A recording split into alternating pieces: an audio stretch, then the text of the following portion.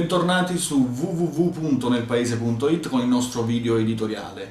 Ritorniamo con una situazione nel nostro paese che ancora è difficile, è complicata, lo dicono i dati, Istat soprattutto per quanto riguarda lavoro, povertà, esclusione ed emarginazione sociale. Lo raccontiamo ogni giorno sul nostro quotidiano, ma raccontiamo anche altre esperienze, quelle di un'altra Italia. Quelle che coniugano lavoro e diritti, lavoro e accoglienza, lavoro e emancipazione.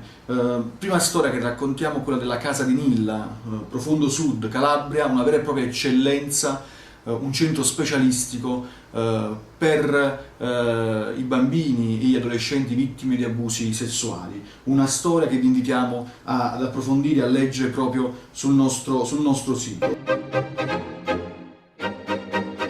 Poi Campania, Casal di Principe, in un bene confiscato un catering in cui lavorano donne vittime di tratta, Casa Lorena, che cucina ghiottonerie, come loro hanno detto in questi giorni, e che è promossa dalle cooperative sociali Eva e Dedalus.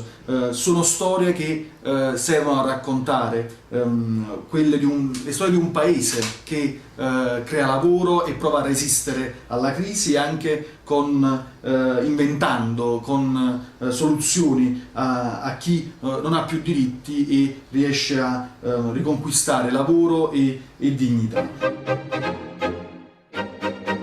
E raccontare queste storie diventa determinante. Lo hanno capito anche in Piemonte un gruppo di rifugiati con un free press che si chiama Sconfinati. La redazione è composta proprio da rifugiati e richiedenti asilo, rientra in un progetto in Regione Piemonte che vede le associazioni, cooperative sociali e altre organizzazioni insieme in rete, e presto Sconfinati avrà anche uno spazio sul nostro portale nelpaese.it.